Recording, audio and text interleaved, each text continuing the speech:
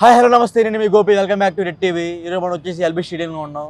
High court advocate Prashanth గారితో ఉన్నాం. Sir నమస్తే. సార్ నమస్తే గోపి గారు. సార్ మనం చూస్తూ ఉన్నాం, మొన్న సుబ్బారెడ్డి గారు ఒక తీవ్రమైన వ్యాఖ్యలు చేస్తున్నారు. ఏంటంటే అమరావతి రాజధాని వద్దు, మాకు 3 రాజధాని కూడా ఇంతవరకు జరగట్లేదు, మాకు మళ్ళీ మాకు ఉమ్మడి రాజధానిగా హైదరాబాదే కావాలని అంటున్నారు. దాని మీద మీ స్పందన ఏంటి సార్? నా స్పందన ఏం లేదు. చిన్నపిల్లలకి ఐస్ క్రీమ్ దొరకకపోతే ఇంకో ఐస్ క్రీమ్ పేరు చెప్తారు, ఇంకో ఐస్ క్రీమ్ పేరు ఇంకో ఐస్ క్రీమ్ పేరు చెప్తారు. మరి సుబ్బారెడ్డి గారు మన వైఎస్ఆర్సీపీలో ఇక్కడ ఉన్నప్పుడు కూడా, హైదరాబాద్లో ఉన్నప్పుడు కూడా చాలా రాజకీయ అనుభవం ఉంది, టీటీడీ చైర్మన్గా చేసిన అనుభవం ఉంది. ఇప్పుడు అది ఆయనకు అది అందరినీ ద్రాక్ష పండు. అది హైదరాబాద్ని ఎట్లా తెలంగాణ ప్రజలు ఊరుకోరు, ఎందుకంటే ఉద్యమం చేసి పోరాటం చేసి హైదరాబాద్ని సాధించుకున్నారు. ఉమ్మడి రాజధానిగా ఉండాలని మన చట్టంలో, తెలంగాణ రాష్ట్ర చట్టంలో, విభజన చట్టంలో ఉండి 10 years ఉండాలని. 10 years టైం అయిపోతుంది. తర్వాత ఇప్పుడు మనకి ఇక్కడ సుస్థిర పరిపాలన వచ్చింది. ఇప్పుడు మళ్ళీ కాంగ్రెస్ ప్రభుత్వం వచ్చింది, చేసుకుంటుంది. ఇప్పుడు అక్కడ నుండి హైదరాబాద్లో ఉన్న ప్రజలు కానీ, హైదరాబాద్లో కానీ అవకాశం లేదు దానికి. ఎందుకంటే అట్ ద సేమ్ టైము వాళ్ళకు కూడా సోర్సెస్ ఉన్నాయి. ఆంధ్రప్రదేశ్కి సముద్ర తీరం ఉంది, మంచి వాళ్ళకు కూడా చాలా సోర్సెస్ ఉన్నాయి. యాక్చువల్లీ కోస్టల్ ఏరియా చాలా పెద్దగా ఉంది వాళ్ళకు, ఆంధ్రప్రదేశ్కి. వాళ్ళకు మంచి రాజధాని డిసైడ్ చేసుకోవచ్చు. ఇప్పుడు అట్ ద సేమ్ టైము వాళ్ళకి విశాఖపట్నం అనేది it's a very prestigious industrial city. అలాంటి ప్లేసెస్ ఉన్నాయి. ఇంకా ఇప్పుడు ఆయన స్ట్రాటజీ ప్రకారము 3 రాజధానులు కావాలనుకున్నారు. వాళ్ళు ఆ 3 ఏదైనా ఒకటికి వాళ్ళు డిసైడ్ చేసుకుని ఉండవచ్చు. నేను హైదరాబాదు కావాలి, హైదరాబాద్ని చేయాలనేది ఆయన. మరి ఇప్పుడు చూడండి, దేనికైనా దేన్ని ఏమైనా నిర్ణయించాలంటే, రాష్ట్రాల మధ్య ఏమైనా సమస్యలు వచ్చినప్పుడు దాన్ని పరిష్కరించాలంటే సుప్రీంకోర్టు ఉంది. తర్వాత నెక్స్ట్ మనకు పార్లమెంటు చట్టం ద్వారానే అది చేస్తాం. అయితే ఆయన చెప్పడం వల్ల అది మరి ఆయన రాజకీయ విజ్ఞతకే వదిలేస్తాం. అంటే ఆయన మొన్న రాజ్యసభ సీటుకి ఆయన నామినేషన్ చేశాడు. సో నేను రాజ్యసభకి వెళ్ళిన మరుక్షణం ఈ టాపిక్ గురించి మాట్లాడతా అంటున్నాడు ఆయన. అదే నేను అంటున్నా కదా సార్, ఆయన రాజ్యసభకు వెళితే కూడా అక్కడ అవకాశాలు ఏమున్నాయి చెప్పండి. అది మన చట్టం ప్రకారం 10 years అయిపోయింది. ఇప్పుడు అయిపోయిన తర్వాత వాళ్ళకి అవకాశం ఉంది. వాళ్ళు కొత్త గవర్నమెంట్ ఎలక్షన్స్ ఫామ్ చేస్తున్నారు, ఓకేనా. మళ్ళీ ఇప్పుడు సపరేట్ స్టేట్ అయిపోయిన తర్వాత రావడం అనేది మళ్ళీ ఇక్కడ డిస్టర్బెన్స్ అవుతుంది. వాళ్ళకి తెలంగాణ ప్రజల్ని రెచ్చగొట్టడం అవుతుంది. తెలంగాణ మళ్ళీ సేమ్ అదే హైదరాబాదు క్యాపిటల్ సిటీ కావాలంటారు, తర్వాత తెలంగాణ రాష్ట్రాన్ని ఆంధ్రప్రదేశ్లో కలిపే అంటారు. అర్థమైందా? మళ్ళీ ఉద్యమం దారితీస్తుంది. అయితే ఇప్పుడు ఏంటంటే ఆ అవకాశం లేదు.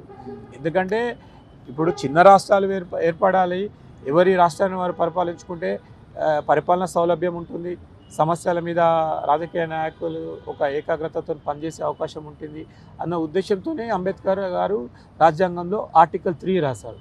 అంటే ఈ మనకు అవసరాలని, పరిస్థితులను బట్టి మనం సొంత చిన్న రాష్ట్రాలను కూడా ఏర్పరచుకోవచ్చు అని ఒక అవకాశం చేశారు, ఓకేనా. అది ఉంది వాళ్ళకు అలాంటివి ఏమైనా వస్తే, ఇప్పుడు కోస్టల్ డిస్ట్రిక్ట్స్ అని వాళ్ళకు పశ్చిమ గోదావరి, తూర్పు గోదావరి, తర్వాత డిస్ట్రిక్ట్ అలాంటివి ఉన్నాయి కదా. అక్కడ రాయలసీమ అని ఉంది, అక్కడ కూడా 3 ప్రాంతాలు ఉన్నాయి. మీరు అట్లా అవసరం అని కూడా మీరు సపరేట్ అక్కడ స్టేట్ చేసుకోండి. హైదరాబాద్ మీదకి ఎందుకు వస్తారని మిత్రులకి నేను ఈ సందర్భంగా విజ్ఞప్తి చేస్తున్నా.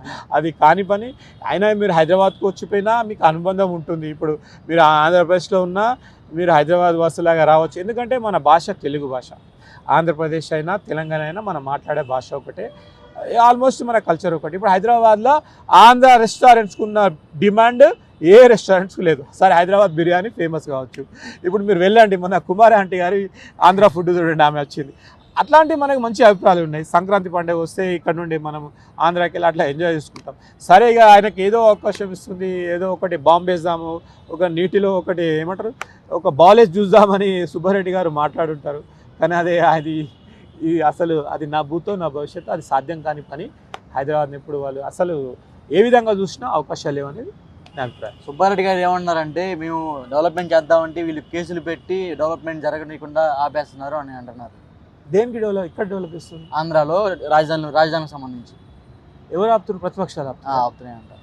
ఇప్పుడు ప్రతి దాంట్లో, ప్రతి విషయంలో తమ స్టేట్లో అవుతుందంటే ఆపుతున్నారంటే, ప్రతిపక్షాలు ఆపే అవకాశము ఒక లిమిట్ వరకు, ఒక పరిమితి వరకే ఉంటుంది. తర్వాత నిజంగా అక్కడ పరిస్థితులు అనుకూలిస్తున్నాయి, అక్కడ ప్రదేశంలో ఆ డెవలప్మెంట్ అవసరం అనుకున్నప్పుడు ప్రజల మద్దతు ఉంటుంది. ప్రజల మద్దతు ఉన్నప్పుడు ఏ ప్రతిపక్షాలుగా దాన్ని ఆపలేరు. ఎందుకంటే అధికార పార్టీ ఉంటుంది, వాళ్ళకు అధికారం ఉంటుంది, అన్ని విధాలుగా న్యాయపరమైన అధికారం ఉంటుంది, అన్ని విధాలుగా వాళ్ళు చేసుకోవచ్చు. ఇది అన్నంత మాత్రాన వాళ్ళకు అట్లా అంటే వాళ్ళు ప్రతిపక్షాల గురించి భయపడి బ్రతుకుతారు అండి. అధికార పార్టీ ఆంధ్రప్రదేశ్లో ప్రతిపక్షాలు ఆప్తలు అంటే చెతగాని ప్రభుత్వం అండి మీది ఆంధ్రప్రదేశ్లో. మీరు అధికారాన్ని ఉపయోగించారు కదా. ఇప్పుడు ప్రతి ఒక్కరూ దాన్ని ఏదో విమర్శిస్తారు, కట్టద్దు అంటారు. ప్రతి రాష్ట్రంలో ప్రతిపక్షాల పాత్ర ఏంటి? ప్రభుత్వం మంచి పని చేసినా చెడు పని చేసినా వాళ్ళు ఏమో మంచి చెడు అని చూడకుండా విమర్శిస్తారు, వద్దంటారు. అధికారంలో ఉన్న పార్టీ రాజ్యాంగ పరంగా వాళ్ళకి ఏం హక్కులు ఉంటాయి? వాళ్ళు పథకాలని ఇంప్లిమెంట్ చేయాలి, ప్రజల అవసరాలు తీర్చాలి, వాళ్ళని ఎదుర్కోవాలి. ఇప్పుడు ప్రతిదానికి they will approach the court of లాలో ఏం డిసైడ్ అవుతుంది? అది కరెక్టే ఉంది, ప్రజలకు ఉపయోగకరంగా ఉంది, కానీ కంపల్సరీ కోర్టు కూడా అనుకూలమైన తీర్పిస్తుంది. ఆ విధంగా చేయట్లేదు, వాళ్ళు చేయట్లేదు, ప్రతిపక్షాలు ప్రతిసారి అడ్డుపడుతుంది. ఇప్పుడు ప్రతిపక్షాలు అనేది వాళ్ళు ఏంటిది? మూసి మారేడుకాయ చేయడమే ప్రతిపక్షాల పని. మంచిని కూడా దానికి ఒక కలర్ వేసి చెడు అని చెప్పేస్తారు, అవసరం లేదంటారు.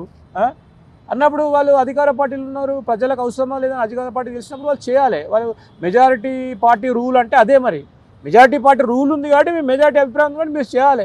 ప్రతిపక్షాల విమర్శలను పట్టించుకొని మీరు ఆపుతారంటే అది మీ చేతగానితనానికి అది ఒక తార్కాణం. అది అంటే చంద్రబాబు గారికి అమరావతి ఒకటి అడ్డు పెట్టుకుంటున్నారు, మిగతా ఈ వైసీపీ పార్టీ మొత్తానికి వైజాగ్ అని అనుకుంటున్నారు కదా సార్. అంటే చంద్రబాబు గారు దీనికి అడ్డుపడతాను మెయిన్ టాక్ ఏంటంటే అమరావతి ఖచ్చితంగా క్యాపిటల్ కావాలా, నాకు 3 రాజధానులు వద్దని చంద్రబాబు ఒక మోటో అంటుంది. దానికి మీరేమంటారు? చంద్రబాబు గారు అనుకుంటే జరిగిపోదు అలాగా? చంద్రబాబు నాయుడు గారు ఏమంటున్నారు? మూడు రాజధానులు కావాలి వద్దంటున్నారు, ఒకటి అమరావతి కావాలి అంటున్నారు. సరే అండి, ఇప్పుడు అమరావతి కావాలంటే వీరేమంటున్నారు? రాజశేఖర రెడ్డి జగన్ గారు ఏమంటున్నారు? 3 కావాలంటున్నారు. అయితే యాక్చువల్గా ఒక రాష్ట్రానికి ఒక రాజధాని, అవును ఓకేనా? ఒక రాష్ట్రానికి ఒక రాజధాని ఉండాలి. ఇప్పుడు అదేంటంటే నా అభిప్రాయం అంటే పరిపాలనా పరంగా కూడా అది మంచి సౌలభ్యంగా ఉంటుంది. రాకేష్ నెక్స్ట్ ఏంటంటే 3 అయిపోయేసరికి అనవసరమైన ఖర్చులు పెరుగుతాయి, గవర్నమెంట్కి మెయింటెనెన్స్ ఎక్కువ అవుతుంది, ఓకేనా? మళ్ళీ తర్వాత అక్కడ నుండి అక్కడ జాప్యం జరుగుతుంది ఇంప్లిమెంటేషన్లో, ప్రభుత్వ పథకాలు ఇంప్లిమెంట్ చేయడంలో తర్వాత అక్కడ జాప్యం జరిగే అవకాశం ఉంది. కాబట్టి చంద్రబాబు నాయుడు గారి అభిప్రాయం కరెక్ట్ అనేది నా ఉద్దేశం. ఇది అమరావతి ఒకటి రావాలండి, అమరావతి ఒకటి రావాలి. జరిగే పని అంటారు సార్ జగన్ గారు ఉన్నంతకాలం? జగన్ గారు ఉన్నదిగా ప్రజలు ఏమంటారో చేయాలి. జగన్ గారు ఏం చేస్తారు? మూడు ఏ విధంగా ఆయన how is going to maintain. ఇప్పుడు ఉన్నప్పుడే ఆయనకు కొన్ని సమస్యలు వస్తున్నాయి, అక్కడ అవన్నీ వస్తున్నాయి. 3 ఏ విధంగా చేయగలుగుతాడు? అక్కడ ప్రజలు అంత అడ్వాన్స్డ్ ప్రజలా?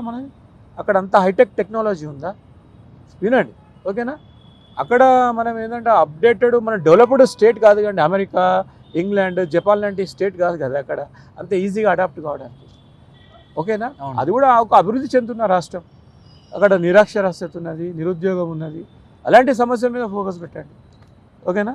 అట్లా ఇప్పుడు మీరు ఆయన ఉద్దేశం ఏంటంటే మనకు 3 ప్రభుత్వ అంగాలు ఉన్నాయి: కార్యనిర్వహణ శాఖ, శాసన నిర్వహణ శాఖ అంటే అసెంబ్లీ, తర్వాత న్యాయశాఖ హైకోర్టు.